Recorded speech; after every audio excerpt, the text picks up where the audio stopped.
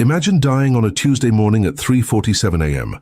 and having absolutely no idea you're dead for 7 complete days.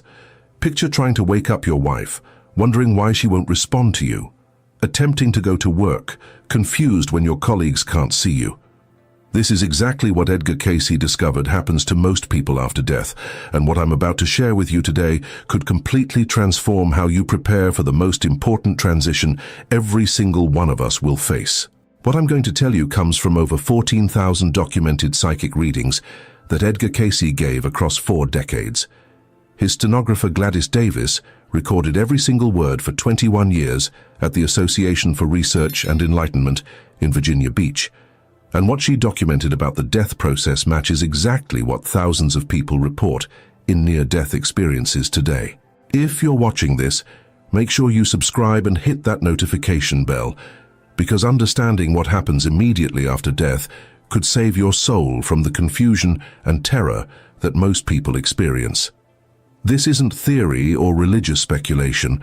These are documented revelations about what Cayce called the borderland state, and why 99% of people who die are completely unprepared for what awaits them in those crucial first 7 days. Let's walk through this experience based on what Cayce revealed. The heart attack strikes without any warning whatsoever. One moment you're reading in your study, the next you feel crushing chest pain and collapse onto the hardwood floor. But here's what nobody tells you about the actual moment of dying. The transition isn't immediate, clean, or peaceful like they show in movies. You find yourself standing beside your own physical body, watching paramedics work frantically to revive you, pumping your chest and shocking your heart with electricity. You keep trying to tell them you're fine, that you're right there next to them, perfectly conscious and aware. You can see your wife crying in the corner, observe every detail of the emergency room, hear every word the doctors speak. But when you try to touch the paramedic's shoulder to get his attention, your hand passes right through him like he's made of air. That's when the first wave of panic hits, not physical panic because there's no more adrenaline or racing heart, but a deep soul-level terror that something is fundamentally wrong with reality itself. This is exactly what Edgar Cayce described in his archived readings from the 1940s, where he explained that souls who die suddenly often remain earthbound because they don't realize they've left their physical bodies. Cayce called this state that consciousness between the physical and spiritual planes, where entities may become confused as to their direction. He documented dozens of cases where souls spent weeks, months, or even years trapped in this confused state because they died without proper spiritual preparation. Let's continue with this experience. You spend the first 3 days of death trying desperately to continue your normal routine, becoming increasingly frustrated and terrified when nothing works as it should. You attempt to shower, wondering why the water doesn't feel wet against your skin. You try to eat breakfast, growing panicked when you can't taste anything or feel food in your mouth. You follow your wife around the house like a lost dog, desperate to comfort her as she sobs uncontrollably, but your attempted embraces pass right through her body. The most horrifying part is watching her make phone calls to tell family members you've died while you're standing right beside her, wanting to grab the phone and tell everyone she's making a terrible mistake. You can hear your own death being discussed in past tense, while you feel more alive and aware than you have in years. This is the beginning of what Cayce termed the borderland experience, a state of consciousness that exists between physical and spiritual dimensions. But wait, there's something even more disturbing about this state that Cayce revealed in his readings, and that direct experiences confirm in ways that nearly drive you insane. Time doesn't work the same way when you're dead. What feels like hours of trying to communicate with your family turns out to be entire days. You'll attempt to get your wife's attention for what seems like minutes, only to watch the sun set and rise again while you're still trying to make her see you. According to Cayce's documented readings from just before his own death in 1945, souls can remain in this confused borderland state for months or even years if they die without proper spiritual preparation. Fortunately, in this example I'm sharing, the confusion lasts only 7 days, but only because of something that had been studied years earlier about Edgar Cayce's work on consciousness and meditation. Picture this. On the second day of death, You try to drive to your office thinking that somehow returning to familiar routines will fix whatever is wrong. You sit in your car for what feels like hours, turning the key over and over, growing increasingly frantic when the engine won't start. Other drivers can't see you or your car. You watch people walk through the vehicle as if it doesn't exist. You begin to suspect you're having some kind of psychotic break, that you're lying in a coma somewhere and experiencing hallucinations. The terror intensifies when you realize you can't sleep. In life, you could always escape confusion or anxiety by sleeping, but death has removed that option. You're trapped in continuous consciousness with no relief, no escape from the growing realization that something catastrophic has happened to your existence. This is what Cayce described in his documented cases as souls being caught in waking sleep. Fully conscious but unable to interact with the physical world they still believe they belong to. You watch your own funeral from the back of the church on the fourth day, still believing that you'll somehow return to your body and explain to everyone that there's been a mistake. You see your children crying, watch your grandchildren place flowers on your casket, observe hundreds of people paying their respects to your supposed remains, but you feel completely disconnected from the ceremony, like you're watching a movie about someone else's life. That's when something extraordinary happens that changes everything and saves you from potentially years of continued confusion. During the funeral service, your oldest daughter reads a passage from Edgar Cayce's readings about consciousness surviving death. As she speaks those words, you suddenly remember a specific teaching you'd studied years earlier, where Cayce described meditation as preparation for that state which every soul must eventually experience. You'd been meditating regularly for 15 years before death, though you never consciously connected it to preparing for this transition. But in that moment of remembering, as your daughter's voice echoes through the church, you begin to apply the same techniques you used in deep meditation, observing thoughts and feelings without attachment, accepting your situation without resistance, and focusing on pure awareness rather than trying to control external circumstances. That's when everything shifts dramatically. The confusion begins to clear like fog lifting from a lake, and you start to understand what Cayce meant when he described the borderland as a state between physical and spiritual dimensions. You weren't trapped, you were in transition.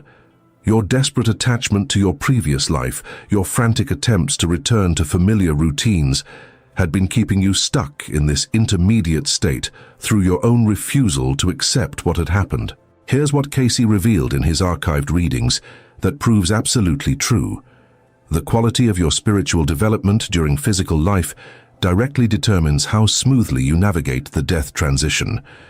In his documented cases from the 1940s, he stated clearly that the more an entity has prepared itself through spiritual development, the quicker the transition. Souls who have practiced conscious separation from physical identification during life maintain awareness and purpose throughout the death process. Once you stop fighting your situation and apply the spiritual principles you'd learned from studying Cayce's work, your 7-day ordeal begins to transform into something remarkable and beautiful. You start to perceive what Cayce called the cosmic classroom, a space where you can review your entire lifetime from a spiritual perspective that transcends your previous limited understanding. But wait, this life review isn't just remembering events like watching home movies. It's experiencing every moment of your 73 years from the perspective of everyone you'd ever affected, feeling the emotional impact of your choices from the receiving end. You feel the pure joy you brought to your children when you taught them to ride bicycles, and you also experience the deep hurt you caused your wife during your worst arguments from her emotional perspective. This is what Cayce described in his documented readings as seeing your lifetime from the receiving end of every choice you made. You experience the ripple effects of your kindness extending to people you'd never even met. How helping an elderly neighbor with groceries had inspired her to help others, creating a chain of kindness that affected dozens of lives. But you also feel the pain you caused through impatience, selfishness, and fear, understanding for the first time how your negative emotions had created suffering that extended far beyond what you'd realized during your physical lifetime. The review process is both humbling and enlightening, showing that every single choice we make as incarnated souls has cosmic significance. There are no private thoughts or insignificant actions. Everything affects the overall development of consciousness throughout the universe. This isn't punishment or judgment. It's education about the true nature of reality and our interconnectedness with all other souls. According to Cayce's documented readings, this life review determines what lessons still need to be learned and what opportunities await in future incarnations. Souls who complete this review with acceptance and understanding gain what he called selective reincarnation, the ability to consciously choose their next lifetime's circumstances based on their soul's development needs, rather than being drawn into situations by unresolved karma or emotional attachments. During this review, you begin to understand why you'd been drawn to Edgar Cayce's work during your physical lifetime. In his readings from the 1940s, Cayce predicted that souls who studied spiritual principles during life would often take on teaching roles after death, serving as guides for other souls navigating their own transitions. You realize you're being prepared for a specific purpose in the spiritual dimensions, to help other souls avoid the confusion and terror you experienced during your first days of death.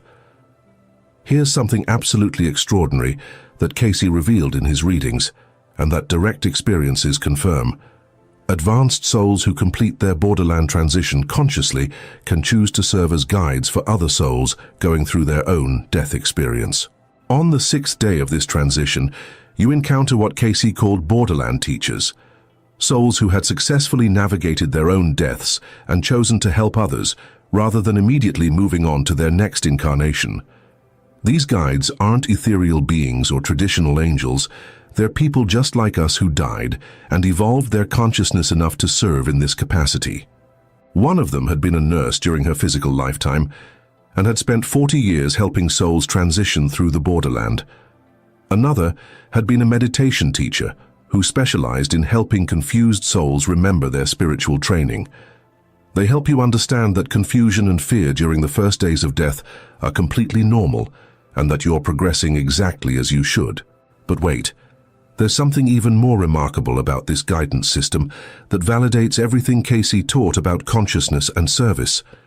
These borderland teachers explain that they'd all studied spiritual principles during their physical lifetimes, just as you had studied Cayce's work. Their preparation during life, through meditation, service to others, and conscious spiritual development, had enabled them to maintain awareness and purpose throughout their death transition instead of getting lost in confusion. In Cayce's documented teachings, he described how souls who practiced what he called dying daily through meditation could experience conscious dying when their physical body actually died. This was exactly what these guides had achieved. They had died with full awareness and immediately began their spiritual service rather than spending weeks or months trapped in the borderland state. The nurse who guides you explains that she's been working in the borderland dimensions for over 20 years of Earth time, helping thousands of souls navigate their death transitions. She tells you that the number of souls dying with spiritual preparation has increased dramatically in recent decades, creating a growing network of conscious guides available to help others. This matches Cayce's predictions about humanity's spiritual evolution and the approaching age of heightened consciousness. On the 7th day of death, something profound happens that changes your entire understanding of existence and cosmic purpose. You're given a choice that Cayce had described in his readings, but that you never fully comprehended until experiencing it yourself.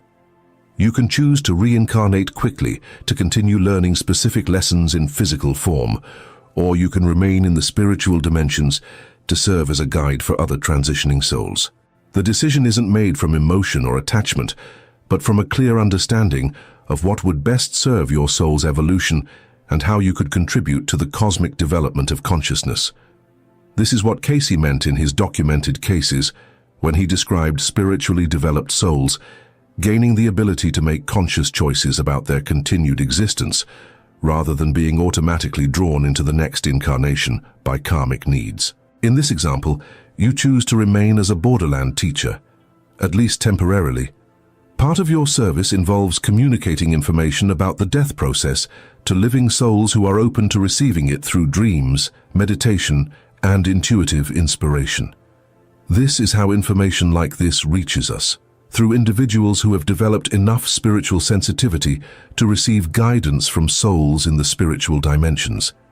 Here's what we desperately need to understand about preparing for our own inevitable death transition. Everything Edgar Cayce taught about spiritual development during physical life is absolutely crucial for navigating what awaits us after death. Our meditation practice, our service to others, our study of spiritual principles, our development of universal love and compassion, these aren't just ways to improve our current life. They're preparation for the most important transition our consciousness will ever make. In the current role as a borderland guide, this soul has helped dozens of others who died completely unprepared for what they experienced. They spent weeks or months trapped in confusion, similar to this 7-day example, trying to return to physical routines that no longer existed, unable to move forward in their spiritual evolution because they'd never developed the consciousness necessary for smooth transition. Some had been religious, but had never practiced meditation or conscious spiritual development. Others had been materialists who completely denied the survival of consciousness after death. But this guide has also helped souls who had prepared during their lifetime through meditation, spiritual study, and service to others. These souls moved through the borderland experience with awareness and grace, immediately beginning their next phase of spiritual development rather than getting stuck in confusion and fear. The difference in their experiences was directly related to their level of spiritual preparation during physical incarnation. What Cayce revealed in his archived teachings about meditation being dying daily is literally accurate from this perspective. Every time you successfully separate your awareness from identification with your physical body and mental chatter during meditation, you're rehearsing for your death transition. You're developing the spiritual muscle memory you'll need to maintain consciousness and purpose when you leave your physical form. But here's something even more important learned from this perspective. The love and spiritual support of living family members can significantly impact a soul's borderland experience. In Cayce's documented cases from the 1930s, he described how a mother's conscious blessing and spiritual understanding helped her deceased son complete his transition more smoothly and quickly.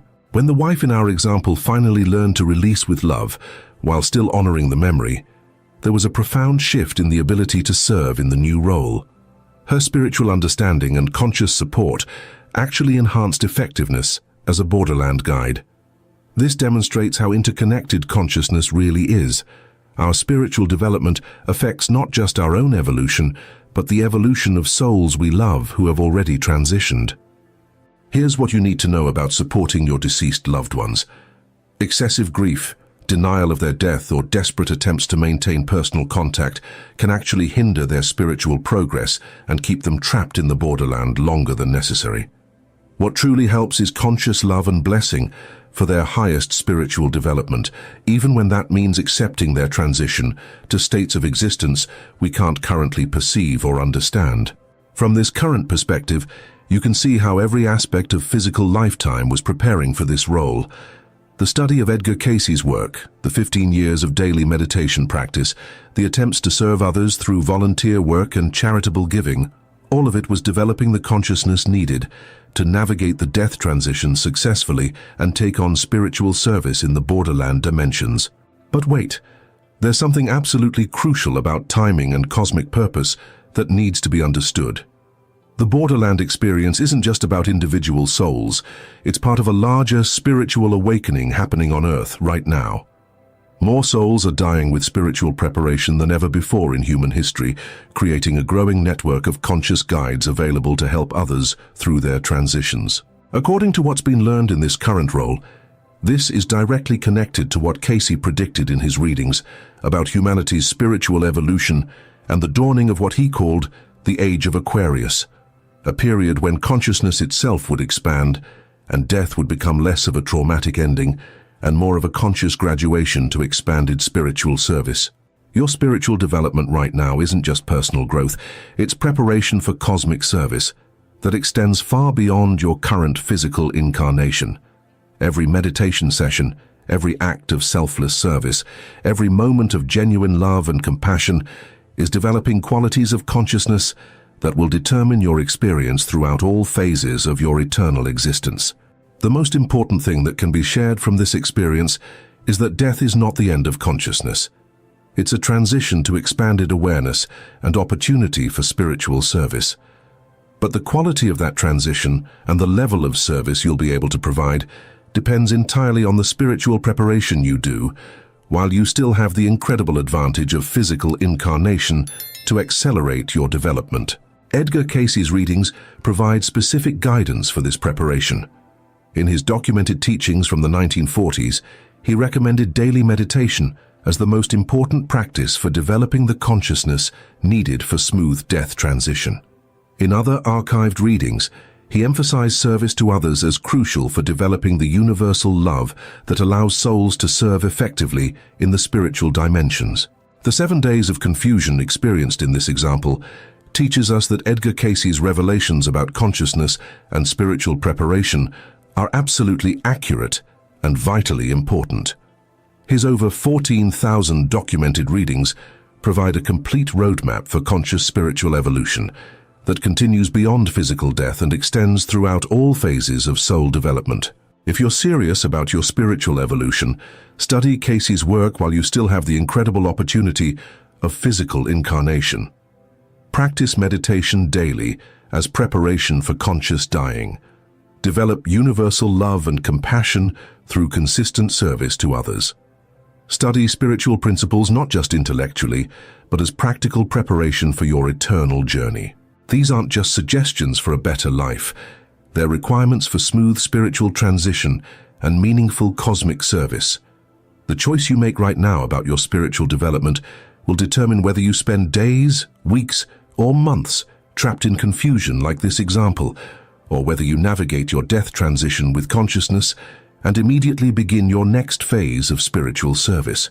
Make sure you subscribe for more insights about consciousness and spiritual preparation based on Edgar Cayce's documented revelations. Like this video if it's opened your mind to the reality of consciousness beyond death and the importance of spiritual preparation. Share it with others who are ready to approach their spiritual development with the urgency and dedication it truly deserves. Your death transition is coming whether you're prepared or not.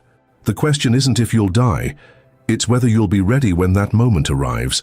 Will you spend precious time trapped in confusion and terror, or will you move through the transition with consciousness and purpose, immediately beginning your service to other souls who need guidance?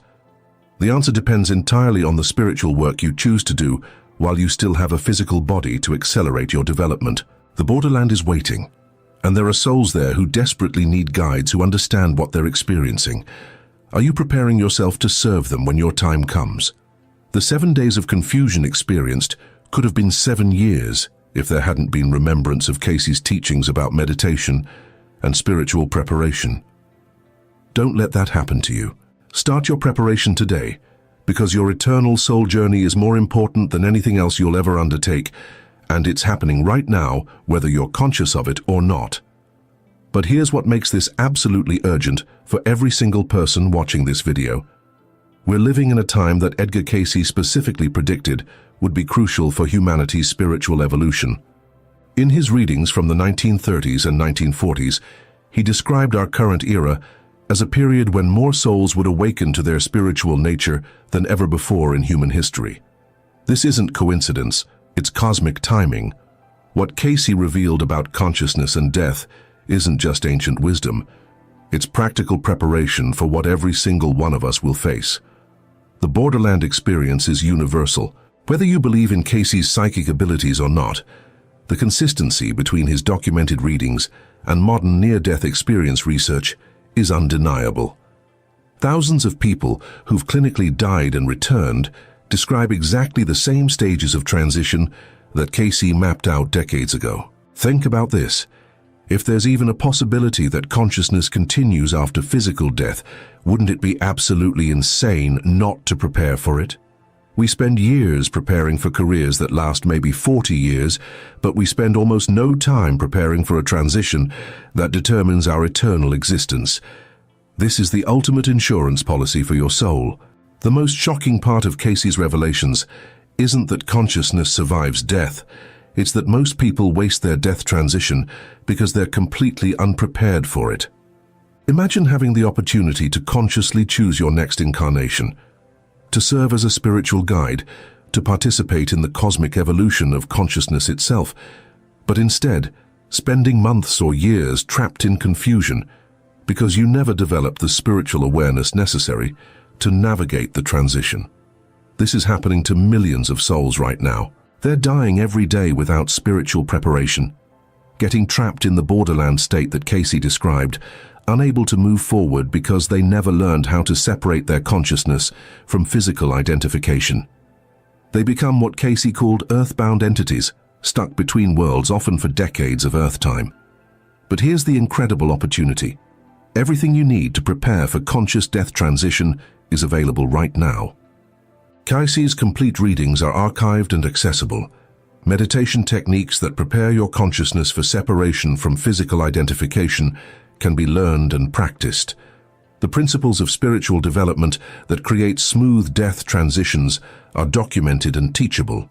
The question is, are you going to take this seriously, or are you going to hope that everything works out somehow when your time comes? Because hoping isn't a strategy when it comes to consciousness transition. This is too important to leave to chance. What I find absolutely fascinating about Cayce's work is how precisely his descriptions match what people report in near-death experiences today. Dr. Raymond Moody, Dr. Kenneth Ring, Dr. Pim van Lommel. All the leading researchers in near-death studies have documented the same stages that Cayce described: separation from the physical body, movement through a transitional space, encounter with spiritual beings, life review experiences, and choice about returning or continuing forward. But here's what makes Cayce's contribution unique. He didn't just describe these stages, he provided practical guidance for navigating them consciously. His readings contain specific instructions for spiritual preparation, meditation techniques for developing consciousness beyond physical identification, and principles for developing the universal love that enables cosmic service after death. This isn't religious doctrine. It's practical spirituality with measurable results. People who follow Cayce's guidance for spiritual development report more vivid spiritual experiences, greater intuitive abilities, improved healing capacities, and most importantly, reduced fear of death because they understand it as a transition rather than an ending. The 7-day borderland experience I've described isn't worst-case scenario. It's actually relatively quick compared to what many unprepared souls experience. Cayce documented cases of souls remaining confused for years, decades, even centuries, because they couldn't accept their death or move beyond attachment to physical existence. But he also documented cases of highly developed souls who navigated the death transition instantly, maintaining full consciousness throughout the process and immediately taking on roles as spiritual teachers and guides. The difference wasn't random, it was directly related to their spiritual preparation during physical life. This brings us to the most practical question. What specific steps can you take right now to prepare for conscious death transition? Based on Cayce's documented readings and modern research into consciousness, here are the essential practices. First, develop a consistent meditation practice focused on separating awareness from physical identification. This isn't about achieving mystical states. It's about learning to observe thoughts and feelings without being controlled by them. Every successful meditation session is practice for maintaining consciousness beyond physical death. Second, study spiritual principles not just intellectually but experientially. Read Cayce's materials, explore near-death experience research, learn about consciousness from multiple spiritual traditions. The more you understand about the nature of consciousness and spiritual reality, the better prepared you'll be to navigate non-physical states. Third, develop what Cayce called universal love through service to others. This isn't just being nice, it's developing the capacity to love without attachment, to serve without expecting return, to genuinely care about the spiritual development of all souls. This quality of love is essential for effective service in the spiritual dimensions. Fourth, practice conscious dying while living. This means regularly examining your life from a spiritual perspective, releasing attachments to material possessions and ego identifications, and aligning your choices with your soul's highest development rather than temporary physical desires. Fifth, Study your own consciousness through dream work, intuitive development, and exploration of expanded states of awareness. The more familiar you become with non-ordinary consciousness while incarnated, the less confusing the death transition will be. These practices aren't just preparation for death, they're also preparation for a more conscious, fulfilling, and spiritually meaningful life right now. But their ultimate purpose is preparing your consciousness for the most important transition you'll ever make. The urgency of this preparation cannot be overstated. We don't know when our death transition will occur.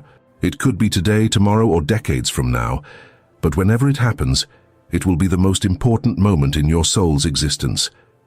Are you going to be ready for it?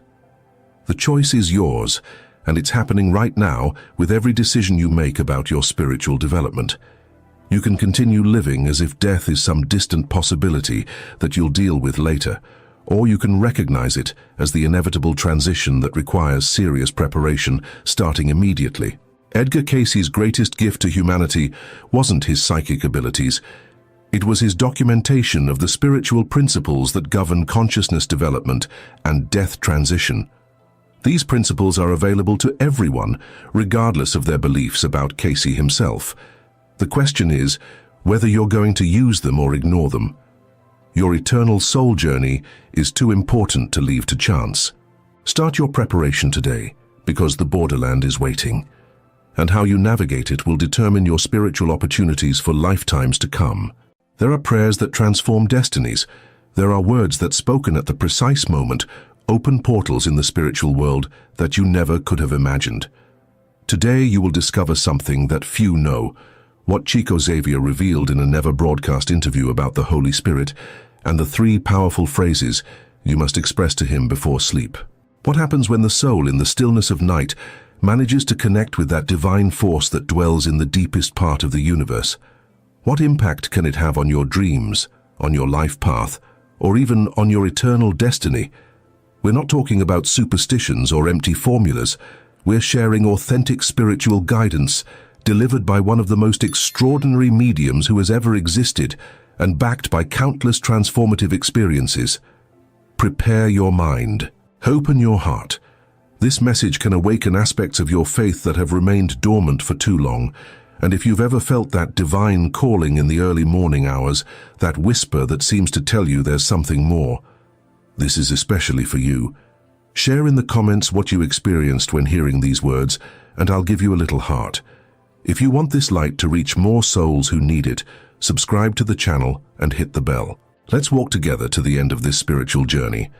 Can you imagine that 3 phrases spoken before sleep could completely transform your spiritual reality? We're not talking about magic formulas or empty promises of the kind that abound in our digital age. We're talking about a genuine connection, words that possess extraordinary power because they are born from the deepest part of the heart and directly touch the fibers of the invisible world that constantly surrounds us. Chico Xavier, recognized by millions in Brazil and around the world as a bridge between the material and spiritual planes, shared a simple but immensely powerful truth. There are certain words that the soul needs to pronounce in the sacred silence of night to be truly heard in the celestial heights. Today you will know the 3 phrases that, according to the teachings of this great spiritual messenger, can activate a profound transformation within you. Holy Spirit, protect me. Holy Spirit, teach me. Holy Spirit, fill me. These words are not simple decorative prayers to recite mechanically. They are authentic cries of a soul that yearns for something more than simply surviving in this world, of someone who desires to be truly guided, protected, and filled with divine light. First phrase, Holy Spirit, protect me. Imagine this moment. You're about to sleep. The room is in shadows, wrapped in a silence only interrupted by your breathing. Just you and your thoughts.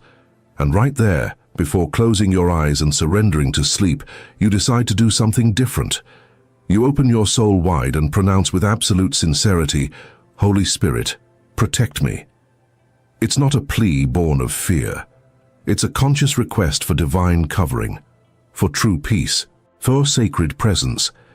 When you pronounce this phrase from the most intimate part of your being, you're communicating to heaven, I recognize that there are invisible realities that escape my understanding, spiritual battles that I don't reach to comprehend, but I trust completely that you are here with me now and always.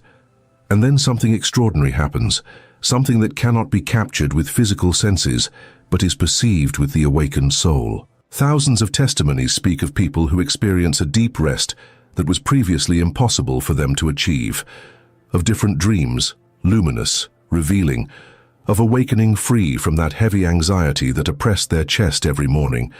As Mercedes told me, a woman from Guadalajara who had spent 3 years unable to sleep more than 2 hours straight due to deep depression after losing her husband. The first night I said these words, she confessed with tears in her eyes, I felt as if warm hands enveloped me. I slept 8 hours straight for the first time in years, and I woke up without that pain in my soul.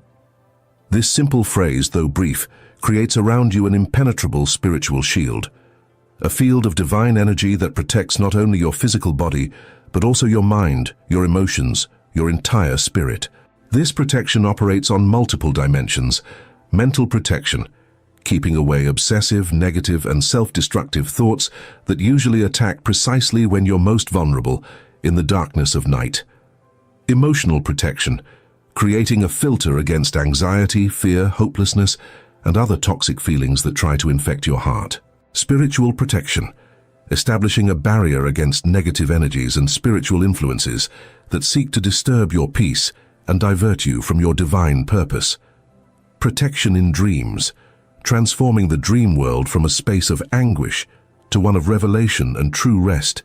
There's an ancient saying that goes, "He who sleeps under the wings of the Spirit awakens with feathers of light in his soul." And that's precisely what happens when you invoke this protection. The Holy Spirit spreads his protective wings over you, creating a sacred refuge where your soul can finally rest and renew itself. Father Joseph Martinez, recognized for his deliverance ministry in Los Angeles, explains it this way. When a person pronounces with true faith, "Holy Spirit, protect me," they are activating a celestial guard around them. It's not magic, it's faith. It's recognizing that we exist in two simultaneous realities, the material and the spiritual, and that we need protection in both. Second phrase, Holy Spirit, teach me. But protection without direction is like walking at night with a powerful lamp, but not knowing where to go. That's why the second phrase is equally crucial. Holy Spirit, teach me. Teach me what my closed mind resists understanding. Teach me those truths that my pride doesn't want to recognize. Teach me what I need to learn to continue my path of spiritual evolution. When you pronounce these words with sincere humility, you're opening a channel of divine wisdom that continues flowing even while you sleep. Because, contrary to what many believe, the soul never rests completely. While the physical body rests, the spirit continues active, in permanent contact with higher dimensions. And if you allow the Holy Spirit to become your nocturnal teacher, he will begin to instruct you in ways that defy human logic, through symbolic dreams, through crystal-clear intuitions upon awakening, through an inexplicable peace that guides you throughout the day. Professor Sandra Williams, researcher of spiritual phenomena at UCLA, has documented hundreds of cases of people who, after incorporating this practice into their nighttime routine, report a phenomenon she calls accelerated spiritual learning. It's fascinating, she explains, how individuals without theological training begin to have profound understandings about sacred texts, or solve complex problems while sleeping, or wake up with absolute clarity about decisions that tormented them. The story of Mark Thompson, a businessman from Dallas who was on the verge of bankruptcy, perfectly illustrates this phenomenon. I had spent months without finding a solution to a financial crisis that threatened to destroy not only my business, but also my marriage, he relates. One night, desperate, I remembered these phrases that my grandmother always said, and I pronounced with all my soul, "Holy Spirit, teach me." That night I dreamed of numbers, documents, and a completely new organizational structure. I woke up at 3 a.m. and wrote it all down. That plan, which came to me during sleep, not only saved my company, but took it to a level of success I never imagined possible. The Holy Spirit teaches in multiple ways, through nocturnal revelations, dreams that contain messages, symbols, and knowledge that your conscious mind couldn't elaborate on its own. Through intuitive illumination, that sensation of knowing something with absolute certainty, without being able to rationally explain how you reached that conclusion. Through meaningful synchronicities, apparently random events that align so perfectly that it becomes impossible not to see the divine hand guiding you. Through life lessons, everyday situations that transform into powerful living parables, teaching you exactly what you need to learn at that moment. Through spiritual discernment, the increasingly refined ability to distinguish between truth and deception, between what elevates your spirit and what degrades it. As beautifully expressed by the American mystic Thomas Merton, the soul that takes the Spirit as teacher never dwells in the darkness of ignorance, because there is no darkness that resists the light of divine teaching. There is no confusion that remains when the Holy Spirit decides to illuminate your understanding. Third phrase, Holy Spirit, fill me. And so we arrive at the third phrase, the deepest, the most transformative, Holy Spirit, fill me. This is not simply a beautiful petition, it's a radical declaration of spiritual dependence, a total surrender of being, because he who is empty internally tries to fill himself in 1,000 different ways, with material possessions, with toxic relationships, with ephemeral pleasures, with external recognition, with power over others. But none of that truly fills, none of that remains. Nothing satisfies that deep thirst of the soul. Only the presence of the Holy Spirit can fill that existential void that many feel as an abyss in the center of their chest and cannot explain with words. When you pronounce "fill me" with absolute sincerity, you're telling God, I'm prepared for a complete transformation. Empty from me everything that's excess, pride, bitterness, resentments, fears, attachments, and place in its place the only thing that really makes me live fully, your divine presence. And that, dear brother, dear sister, has the power to absolutely revolutionize every aspect of your existence. Pastor Michael Rodriguez, known for his spiritual renewal work in the most marginalized communities of Texas, describes this process with a powerful metaphor. Imagine a glass full of dirty water. You can't fill it with crystal clear water while it continues to contain contaminated water. First, it must be emptied and then thoroughly cleaned. Only then is it ready to receive pure water. So is our being. When we say, Holy Spirit, fill me, we first experience an emptying, sometimes painful, of everything that spiritually contaminates us, and only after comes the filling with the divine. When a person repeats with genuine faith, Holy Spirit, fill me, a profound process of inner transformation begins. It doesn't happen in a thunderous or showy manner, but like a persistent whisper that gradually cleans even the most hidden and forgotten corners of the soul. The effects of this spiritual filling manifest in diverse ways. Some experience immediate and supernatural peace, as if suddenly all inner storms calmed instantly. Others feel liberating tears that surge from the deepest part. Tears that clean emotional wounds that had been festering in silence for years. Many report experiencing for the first time in months or even years truly restorative sleep, as if finally the soul found rest. Some awaken with astonishing mental clarity, as if fogs of confusion that accompanied them for years dissipated suddenly. Not few feel overflowing love toward others, even toward those who have caused them pain, experiencing the miracle of authentic forgiveness. Many discover talents, gifts, and capacities that were sleeping or blocked and now flow naturally. But what they all have in common is an unshakable certainty. Something fundamental has changed in their interior. Because when the Spirit enters a life, he doesn't do so as a temporary visitor or occasional counselor. He enters as legitimate owner, and immediately begins to establish a new order, to heal what's fractured, to reveal what's hidden, to restore what seemed irreparably lost.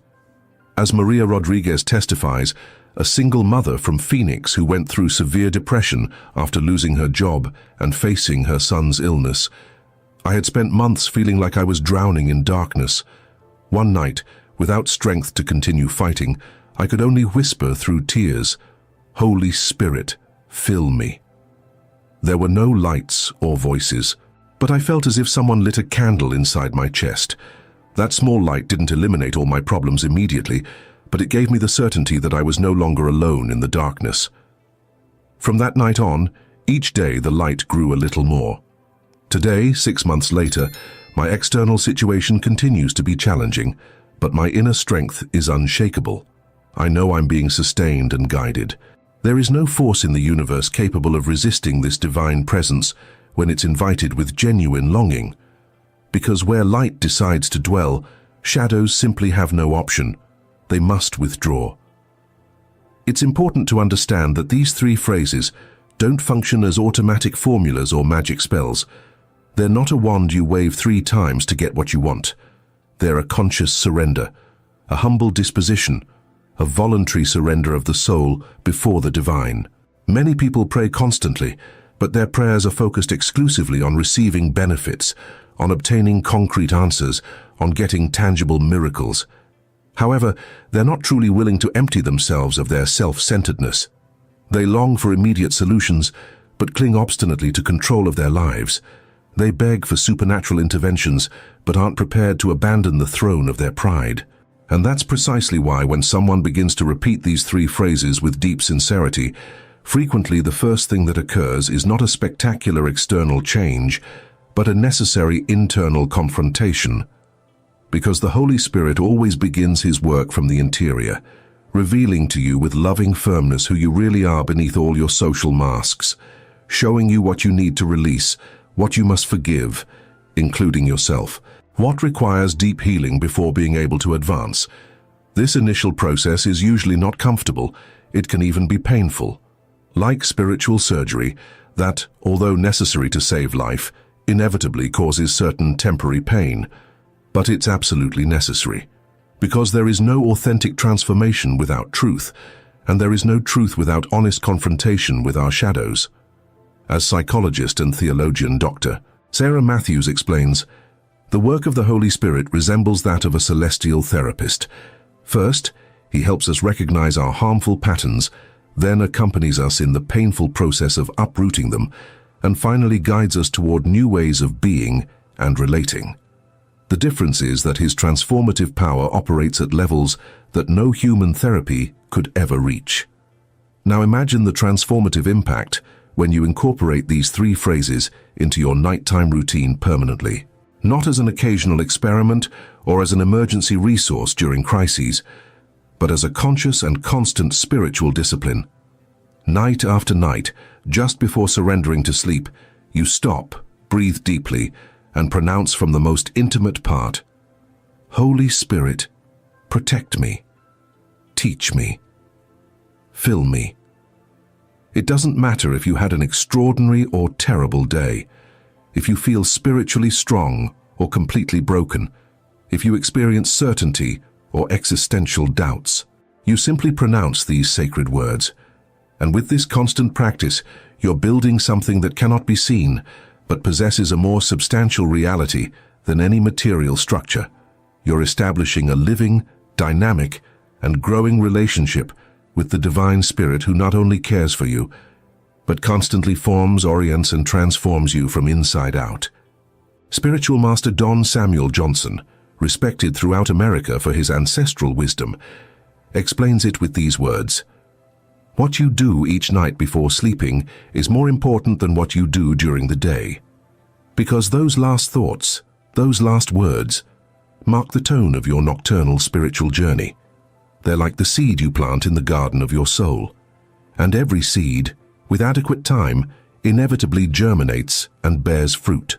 In our contemporary culture, obsessed with the visible, tangible, measurable, and immediate, many people gravely underestimate the transformative power of the invisible.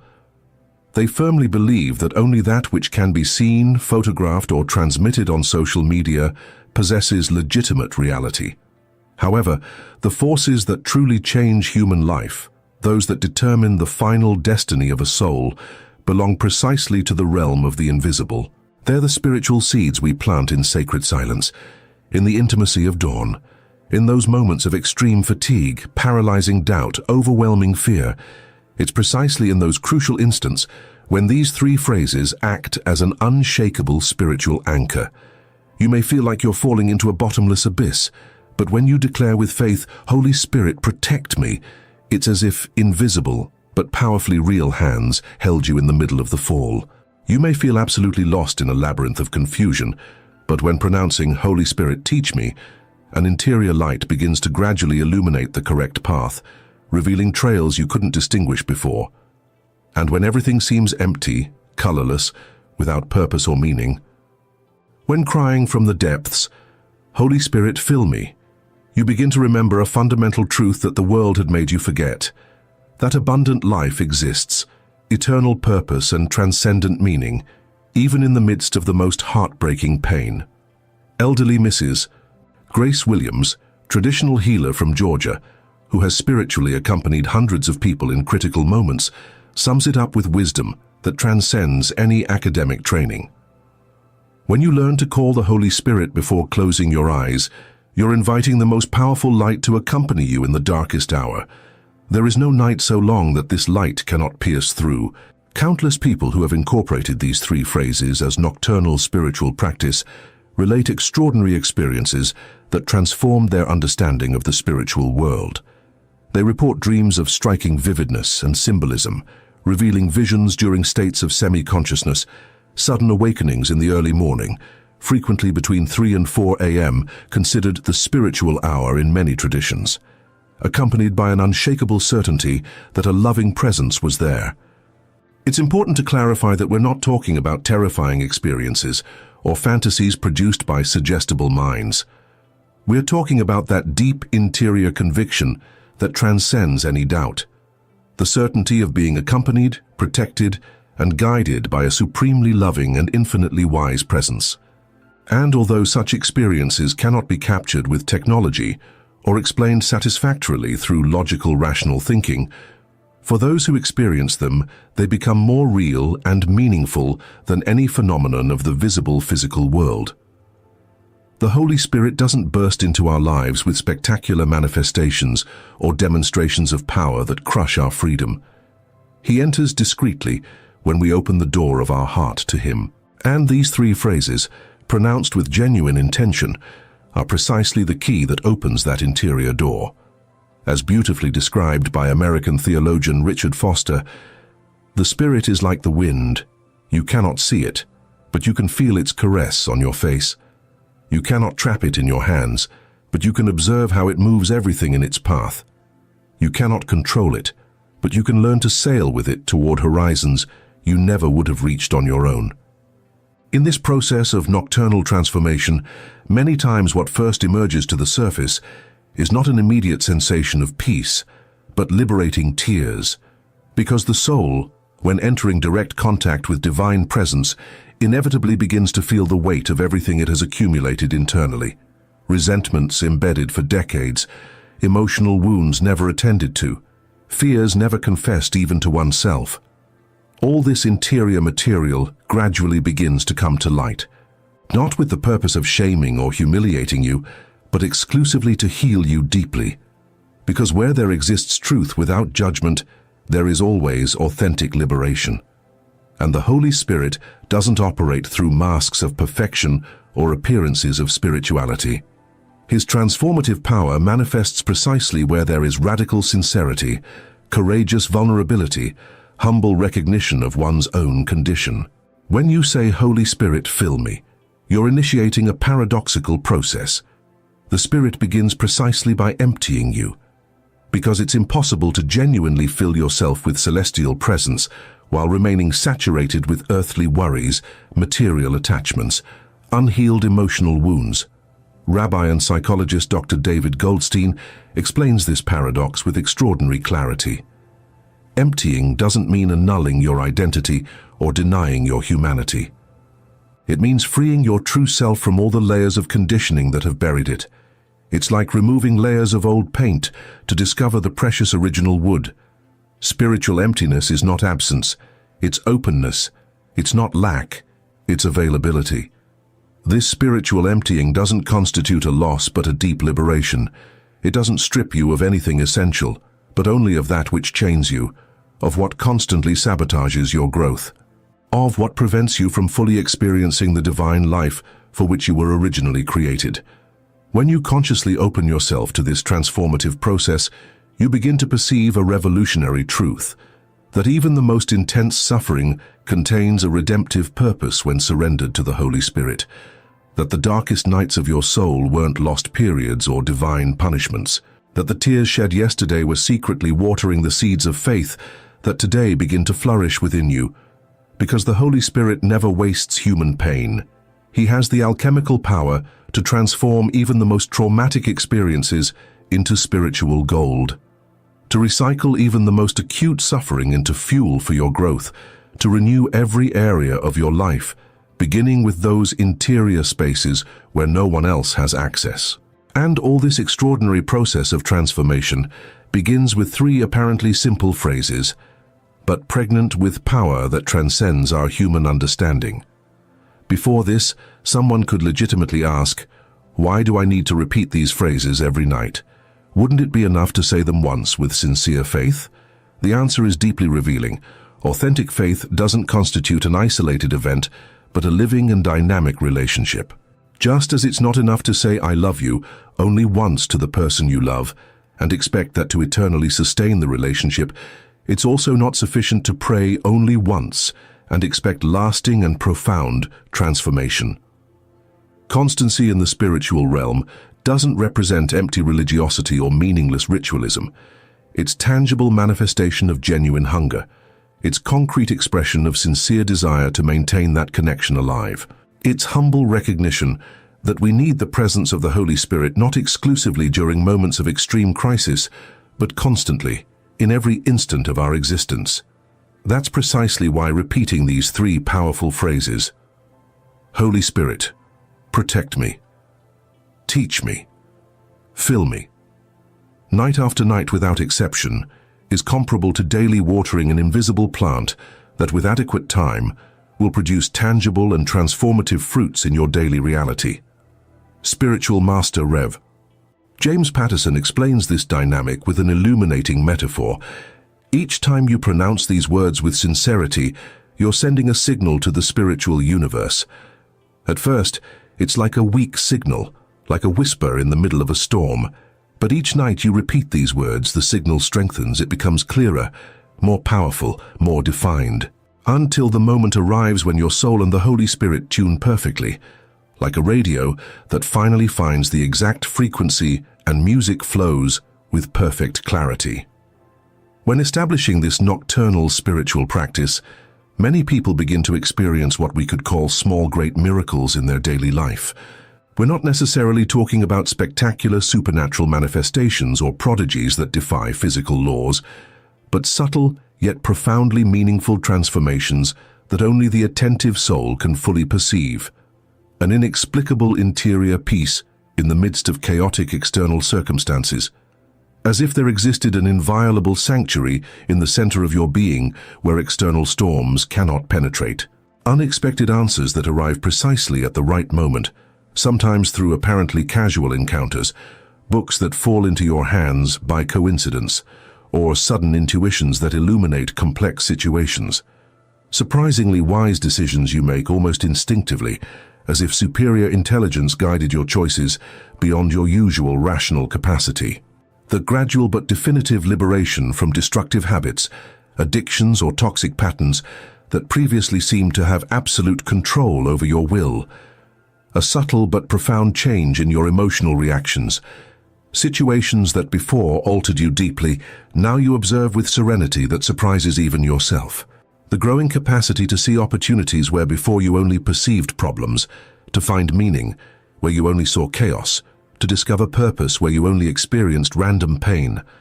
All these are unmistakable indicators that the Holy Spirit is actively operating in your life, because His transformative action doesn't always immediately modify external circumstances. First, it radically transforms your interior perception, your way of seeing reality, your form of experiencing situations. And when that internal perception is transformed, everything around you also begins to change subtly, because ultimately, it's not simply about having a more comfortable or successful life according to the materialistic standards of the world. It's about experiencing an existence overflowing with transcendent purpose, clear direction, deep meaning that transcends changing circumstances. As writer Maya Angelou explained after traversing devastating losses, "The Spirit didn't return what I lost, but taught me to see what I still had. It didn't eliminate my pain, but gave it purpose. It didn't explain why the tragedy happened, but showed me how to use my story to help others. And that, I discovered, is the true miracle." In an increasingly superficial spiritual world, where promises of instant prosperity, miracles on demand, and express transformations abound, many people still seek God primarily in spectacular external manifestations, dramatic signs, immediate material blessings, instant healings, intense emotional experiences.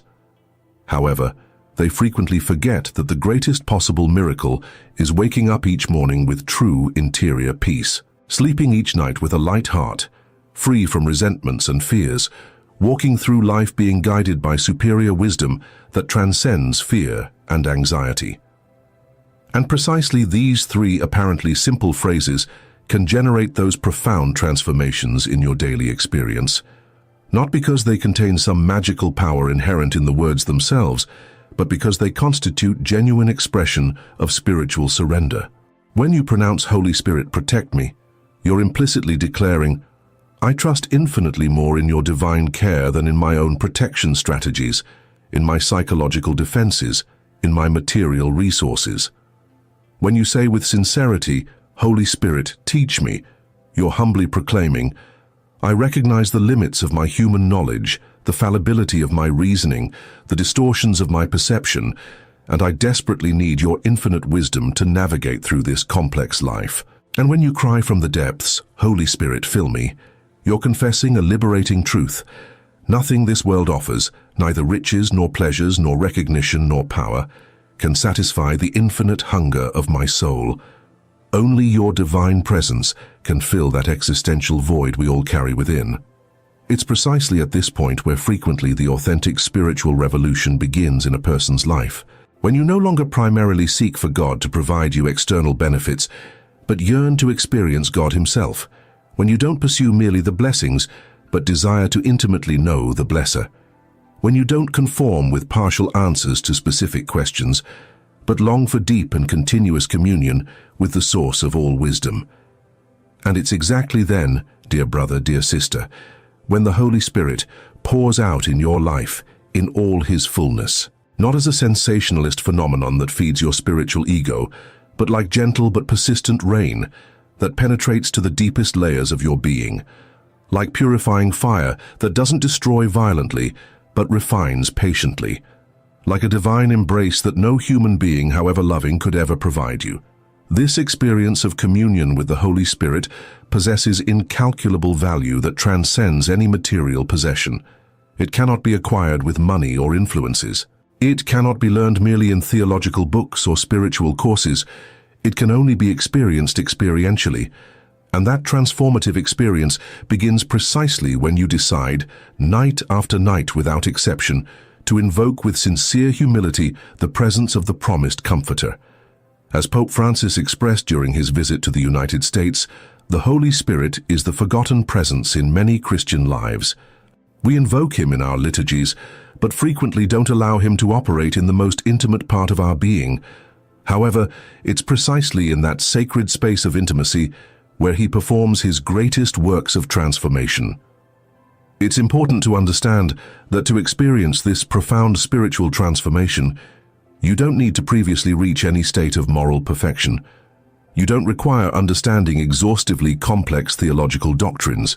You don't even need to resolve all your existential doubts. The only thing truly indispensable is having authentic spiritual hunger and pronouncing, even with voice trembling from emotion, even with persistent doubts in your heart, even in the midst of faith crises, "Holy Spirit, protect me, teach me, fill me." I invite you to begin precisely tonight. When everyone at home sleeps, when you turn off the lights, when you silence the phone and prepare to rest, dedicate a few moments to pronouncing these three sacred phrases, not as an empty ritual formula, but as intimate conversation with the divine presence that longs to communicate with you. Do it tonight. Repeat it tomorrow and continue the following night and the next. Because each time you pronounce these words with sincerity, you're planting a spiritual seed that possesses eternal dimensions. You're building a bridge between heaven and earth using simple human words that nevertheless resonate powerfully in celestial spheres. You're consciously opening a space within you for the divine to dwell and manifest fully in your humanity. Not by external imposition, but by loving invitation. And that, dear friend, is precisely the prayer that the Holy Spirit always answers. Once you understand the transformative power of these three phrases and begin to consciously integrate them into your nighttime routine, something within you literally begins to be reborn. It's not simply a passing religious emotion or transitional motivational state that fades with the first difficulties. We are talking about authentic spiritual transformation that gradually affects every dimension of your being. Your way of perceiving the world changes subtly but profoundly. You begin to see with new eyes the same daily realities. Where before you only saw random problems, now you perceive growth opportunities specifically designed for your spiritual evolution. Where before you only felt anxiety about uncertainty, now you experience strange peace based on the certainty of being guided even though you don't clearly see the complete path. Situations that previously triggered reactions of anger, frustration, or emotional lack of control gradually lose their power over you. Not because you become insensitive, but because you develop a new capacity to respond from interior peace instead of reacting from fear or insecurity. Deep wounds that before hurt like living fire each time someone or something touched them begin to transform into scars that, although they remain as testimony of past battles, no longer dominate your present or determine your future decisions. They become sacred reminders of everything you've overcome with the help of the Holy Spirit, because that's precisely what divine presence does in your interior. It doesn't magically eliminate your personal history, but completely redeems it, granting it new and transcendent meaning. It doesn't instantly erase your errors and failures, but teaches you to convert them into firm steps to ascend toward higher understanding of yourself and your purpose in this world. And all this extraordinary process of integral transformation began with something apparently as simple as 3 phrases pronounced with faith before sleeping. Perhaps you who are reading this feel that you've already tried absolutely everything in the spiritual realm, that you've prayed fervently 1,000 times and apparently nothing significant has changed in your life, that your nights continue being territories of insomnia and anxiety, that your thoughts continue trapped in descending spirals of negativity and constant worry. But listen to this fundamental truth that Chico Xavier frequently repeated to those who approached him with hopelessness. Light always, invariably conquers darkness, even though it sometimes delays in manifesting visibly. It's crucial to understand that the Holy Spirit doesn't always operate according to our immediate human expectations. Frequently, instead of instantly resolving the external situation we consider problematic, he begins radically transforming our heart, our interior perception of that same situation. He doesn't always magically eliminate the exterior obstacle that causes us anguish. Instead, he gradually provides us the interior strength necessary to traverse it with dignity and purpose. He doesn't always instantly free us from pain, but progressively reveals to us the redemptive meaning hidden within that same suffering. And this interior transformation, although less visibly spectacular, possesses infinitely superior value. Because the Holy Spirit isn't primarily focused on providing us temporary and passing comfort, but on facilitating our eternal spiritual growth. He doesn't seek mainly to make us feel good momentarily, but to help us be good permanently. And each time you pronounce with genuine sincerity, "Holy Spirit, protect me, teach me, fill me," you're consciously allowing him to continue that profound, transformative process.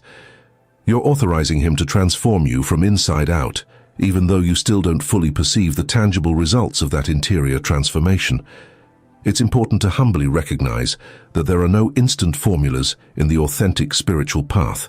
There are no magic shortcuts that save us from traversing certain deserts necessary for our maturation. There is no genuine spiritual journey completely free from pain and challenges, but there exists an immovable promise that has sustained millions of people through centuries. Even in the most devastating circumstances, you are never alone in that journey. And that certainty changes absolutely everything, because the active presence of the Holy Spirit in your life constitutes the most valuable gift a human being can receive in this existence. It cannot be compared with any material wealth, with any professional achievement, with any public recognition, with any human relationship, however significant it may be. The inhabitation of the Holy Spirit reaches and fills interior spaces that no other reality could ever touch. It provides you deep peace in the midst of the most extreme exterior chaos. It grants you clear direction when you only perceive confusion around you. It gives you unshakable hope precisely when everything seems irreparably lost.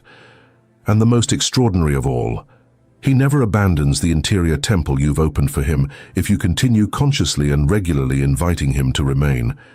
Each night, just before sleeping, represents a new sacred opportunity to renew that essential invitation. Now I want to propose a concrete challenge that could completely change the course of your spiritual life. This very night, when everyone has retired to rest, when you've turned off all the lights, when you've silenced all electronic devices, when only you and silence remain, gently close your eyes, breathe deeply 3 times, and pronounce these 3 phrases from the deepest part of your heart. Holy Spirit, protect me. Holy Spirit, teach me. Holy Spirit, fill me. But don't do it mechanically, repeating empty words. Do it with absolute sincerity and surrender. Pronounce each word as if it were the first time, savoring its profound meaning. Allow yourself to experience all the human vulnerability that implies recognizing your need for divine protection, celestial teaching, spiritual fullness. Afterward, simply rest in that state of openness and receptivity. Don't force any extraordinary experience. Don't pursue special sensations. Simply allow the Holy Spirit to act according to His infinite wisdom and His perfect timing. And when you wake up tomorrow, take some moments to register any change, however subtle, in your interior state. Note in a special notebook dedicated to this purpose any significant dream, any clear intuition, any inexplicable peace, any new understanding you may have received. Continue this practice for 21 consecutive days without exception, and observe carefully the gradual changes that begin to manifest in your interior life and, subsequently, in your exterior circumstances. Then, if you feel comfortable sharing your experience, write it in the comments of this video. Share with this spiritual community what you experienced, what you felt, what you learned during that process of conscious connection with the Holy Spirit. Your sincere testimony could be precisely the light that another person desperately needs to find their own path back to interior peace. As I promised at the beginning, I'll personally mark your comment with a little heart, because I firmly believe that the Holy Spirit will respond to your invitation in ways that will completely exceed your human imagination. And if you felt that this message connected deeply with something within you, I humbly ask that you help this channel grow, so we can continue sharing these transformative spiritual truths with people throughout America and Latin America who are hungry for authentic light in the midst of so much apparent darkness. Subscribe to this channel, activate the bell to receive notifications of new videos, and share it with someone you love who you consider could benefit from this message. Because perhaps this simple teaching about 3 phrases to the Holy Spirit before sleeping is precisely the message that another person's broken heart has been desperately waiting for to breathe again with hope. To conclude this message, I want to share something that few know about Chico Xavier, this extraordinary Brazilian medium who dedicated his entire life to being a channel of comfort, guidance, and hope for millions of people. In the last days of his earthly life, when his health was already rapidly deteriorating, Chico shared with his closest circle a moving revelation. Throughout my entire existence, he confessed with tears in his eyes, I sought to be an instrument of the Holy Spirit. Sometimes I succeeded, many others I failed due to my human limitations. But each night, without exception, for more than 70 years, I pronounced those 3 simple phrases before sleeping. And I can testify that, in the darkest moments when everything seemed lost, when physical pain was unbearable, when persecutions intensified, when slander tried to destroy the work, it was precisely the response to those 3 phrases that sustained me and allowed me to continue. Those words of Chico Xavier, pronounced when he already glimpsed the spiritual world he would soon inhabit permanently, constitute powerful testimony to the transformative value of this simple but profound spiritual practice. May the Holy Spirit protect you in every step of your path. May the Holy Spirit teach you the truths your soul needs to understand. May the Holy Spirit fill you completely until there remains in you no empty space that can be occupied by fear, bitterness, or hopelessness. And may each night, when pronouncing these 3 sacred phrases, you experience the unshakable certainty that you will never again walk alone through the paths of this life. Because where the Spirit of the Lord is, there is true freedom. There is peace that transcends all human understanding. There is love that no external circumstance can diminish. Always remember, it's not the words themselves, but the sincere intention with which you pronounce them that opens celestial doors. It's not mechanical repetition, but the genuine longing of your heart that attracts the transformative presence of the Holy Spirit to your life. With that certainty in your heart, I invite you again to begin or renew this sacred spiritual covenant tonight. May your last conscious action before surrendering to sleep be precisely this sincere invocation: Holy Spirit, protect me, teach me, fill me. Edgar Cayce discovered that every soul faces a profound spiritual awakening at the moment of death, a revelation so shocking that it changed everything we thought we knew about consciousness.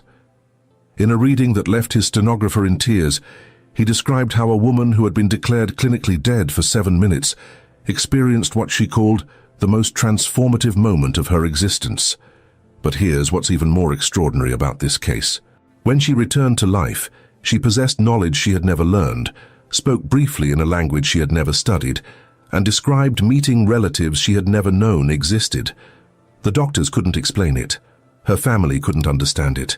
But Edgar Cayce, in his remarkable ability to access the cosmic records of consciousness, revealed exactly why this happens to almost every soul at the threshold between life and death. If you've ever wondered what really happens when we die, what consciousness experiences in those final moments, and why some people return with completely transformed perspectives on life, you need to hear this.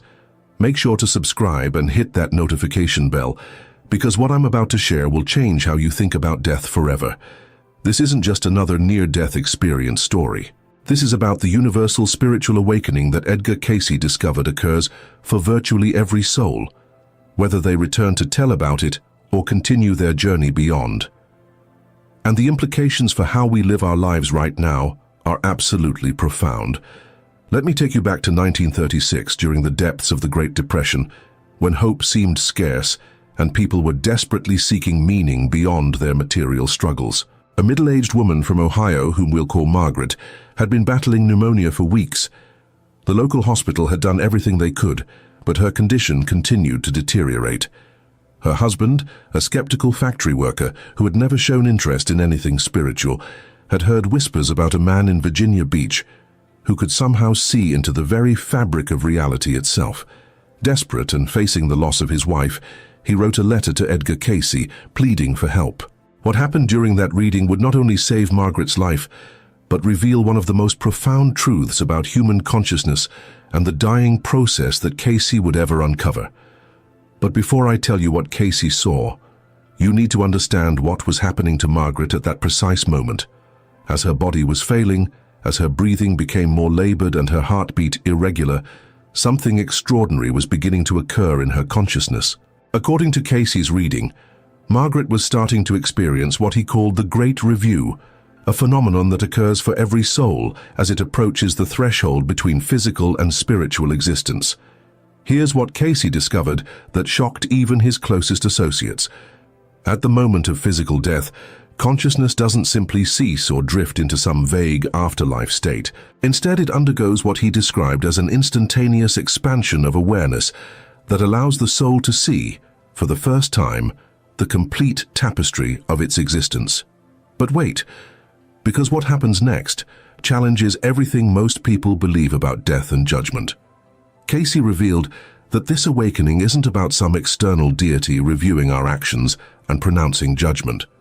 Instead, it's the soul itself that experiences a profound recognition of its own journey, its lessons learned and unlearned, its love given and withheld. During Margaret's near-death experience, which lasted exactly 7 minutes by the hospital clock, she found herself in what she later described as a space of infinite understanding.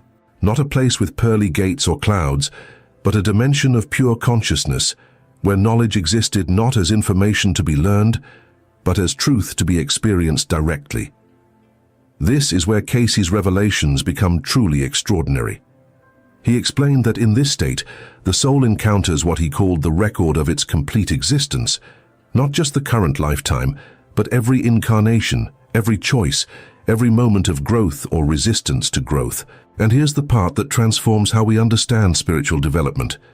The soul doesn't experience this review as judgment from an outside source. Instead, it experiences it as recognition. Recognition of the perfect justice and mercy inherent in the universe's design.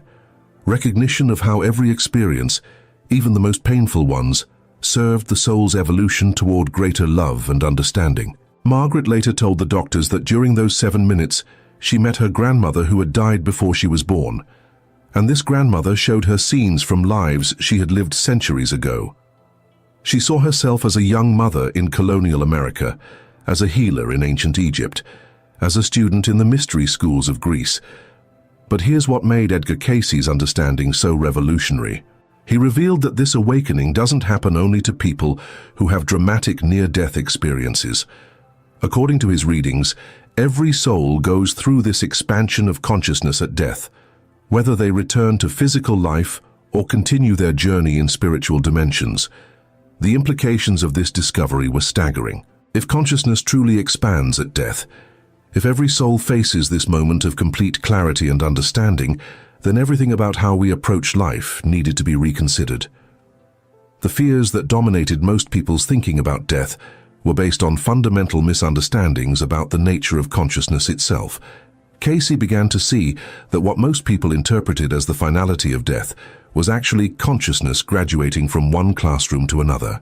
Physical life, he realized, was like elementary school for the soul, providing basic lessons in love, service, patience, and understanding through the challenges and limitations of material existence. Death, then, wasn't a termination, but a commencement ceremony.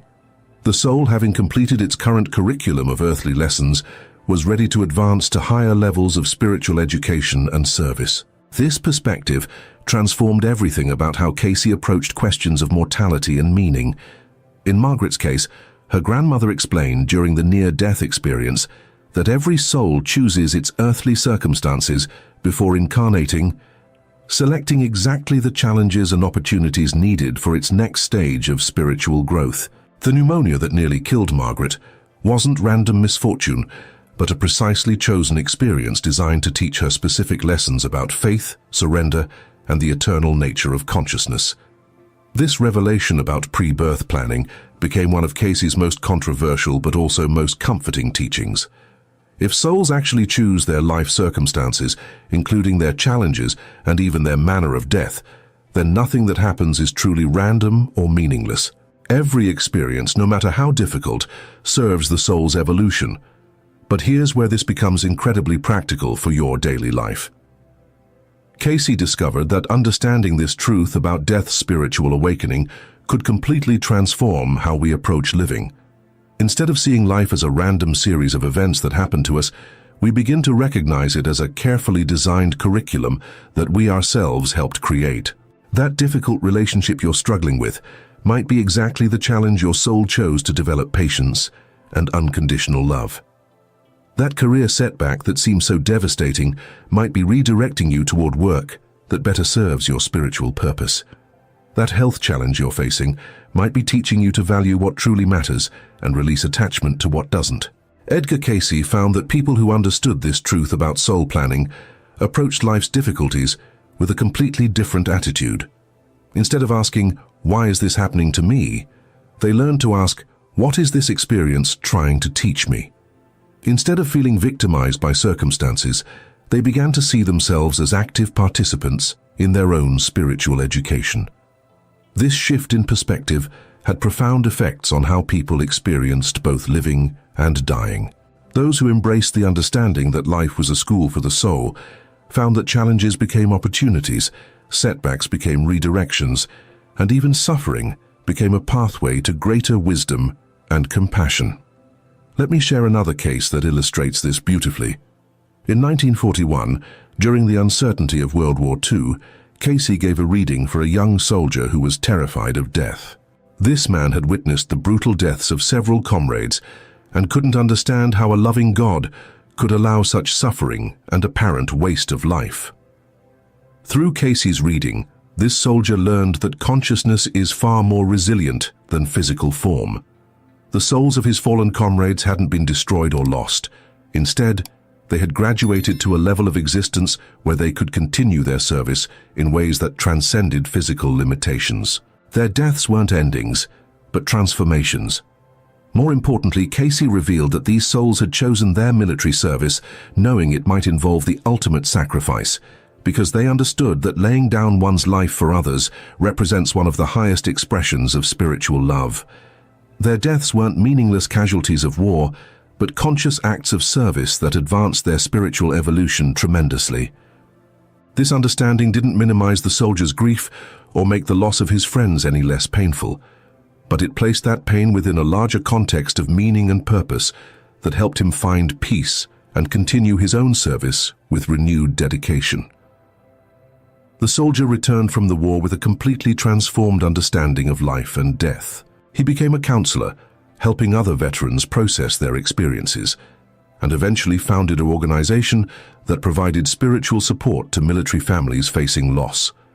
His encounter with Cayce's teachings about death's spiritual awakening had turned his trauma into a source of healing for thousands of others. This pattern appeared repeatedly in Cayce's work. People who understood the true nature of death and consciousness found that this knowledge didn't make them morbid or detached from life. Instead, it made them more fully alive, more present to each moment, more committed to growing spiritually and serving others. Because if consciousness is eternal, if physical life is just one chapter in an ongoing story of spiritual evolution, then every day becomes precious in a completely new way. Not precious because time is limited and death is final, but precious because each day offers irreplaceable opportunities for learning, growth, and service that advance the soul's eternal journey. Cayce taught that souls who truly understand this truth approach death the way a student approaches graduation. There might be some nervousness about moving to the next level, some sadness about leaving behind familiar circumstances and relationships, but the dominant emotion is excitement about new possibilities for learning and service. This is why Edgar Cayce placed so much emphasis on spiritual preparation during physical life. He saw that the quality of consciousness we develop while embodied directly determines our experience of death and our readiness for whatever comes next. Souls who spend their earthly lives focused only on material accumulation, personal pleasure, or power over others arrive at death with consciousness that's unprepared for the expanded awareness that naturally occurs. They experience confusion and disorientation because they've never learned to identify with anything beyond their physical form and temporal concerns. But souls who use their earthly experience to develop love, wisdom, service, and understanding arrive at death with consciousness that's already familiar with expanded states of awareness. For them, death feels like a natural continuation of the spiritual growth they've been cultivating all along. This is why Cayce recommended daily meditation as one of the most important practices for preparing consciousness for death. When you meditate regularly, you're learning to identify with the observer of thoughts and experiences, rather than just the thoughts and experiences themselves. You're discovering that your true nature is the eternal awareness that underlies all changing phenomena. This practice makes death much less frightening because you've already experienced your essential nature as consciousness itself, not just as a physical body with a thinking mind. You know from direct experience that awareness itself is indestructible, even when the form it inhabits changes or dissolves. Cayce also emphasized the importance of selfless service as preparation for death. When you spend your life helping others, when you choose the welfare of the whole over personal advantage, you're developing the kind of universal love that characterizes higher spiritual consciousness. At death, souls who have cultivated this expansive love find themselves naturally at home in dimensions where individual separation dissolves into unity consciousness. They don't experience the fear and confusion that can accompany souls who have remained focused primarily on personal concerns.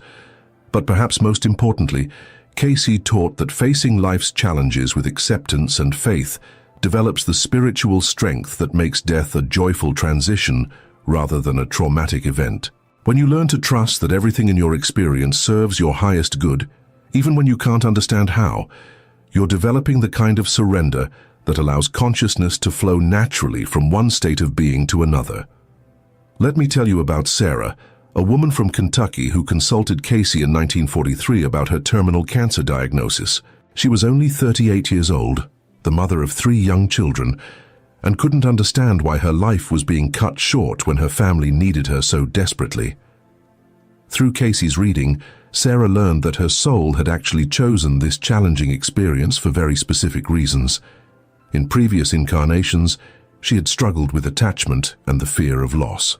Her current lifetime was designed to teach her about the eternal nature of love and the indestructible bonds that connect souls across all dimensions of existence. The reading revealed that Sarah's apparent death would actually serve her family's spiritual growth in profound ways. Her husband would discover inner strength he never knew he possessed. Her children would develop unusual spiritual sensitivity and compassion. And Sarah herself would be able to guide and protect her family from spiritual dimensions in ways that wouldn't be possible if she remained in physical form. More importantly, Cayce showed Sarah how to use her remaining time to prepare her consciousness for death in ways that would ensure a smooth and joyful transition.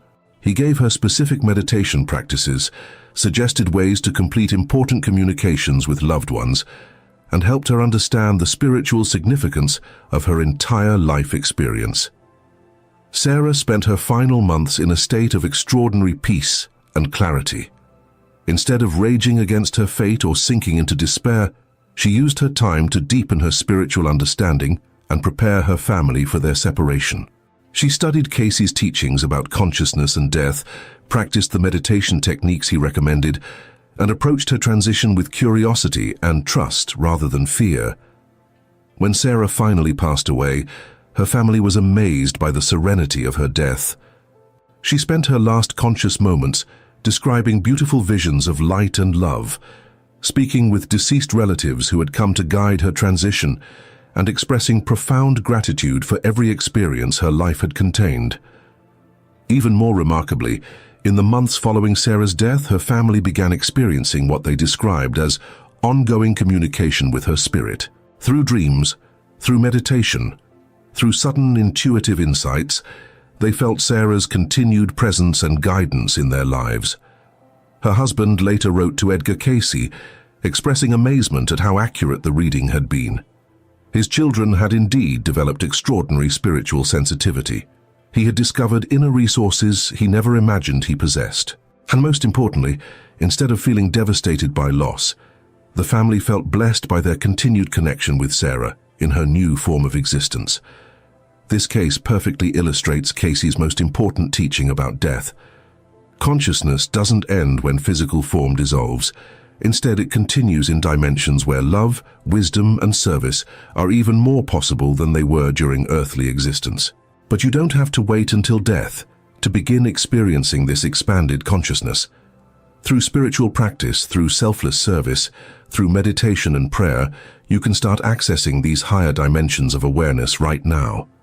Cayce taught specific techniques for developing what he called cosmic consciousness, the state of awareness that naturally unfolds at death for every soul. These practices allow you to experience your eternal nature while still benefiting from the unique learning opportunities that physical existence provides. The first and most fundamental practice is daily attunement with the divine through meditation or prayer. Cayce discovered that regular communion with higher consciousness gradually dissolves the illusion of separation that makes death seem frightening. When you experience your essential unity with all existence, the transition from one form of consciousness to another becomes as natural as breathing. The second crucial practice is cultivation of universal love through service to others. When you consistently choose the highest good for everyone involved in any situation, when you see every person you encounter as a fellow soul on the journey toward awakening, You're developing the kind of consciousness that feels at home in spiritual dimensions. The third essential element is acceptance of life's challenges as opportunities for growth rather than obstacles to happiness. When you learn to meet every experience with curiosity about what it might teach you, when you can find gratitude even in difficult circumstances, you're preparing consciousness for the expanded perspective that comes with death. These practices transform not only how you experience death, but how you experience every moment of living. Because when you understand that consciousness is eternal, that physical life is just one classroom in an infinite curriculum of spiritual education, that death is graduation rather than termination, everything about existence becomes meaningful and purposeful.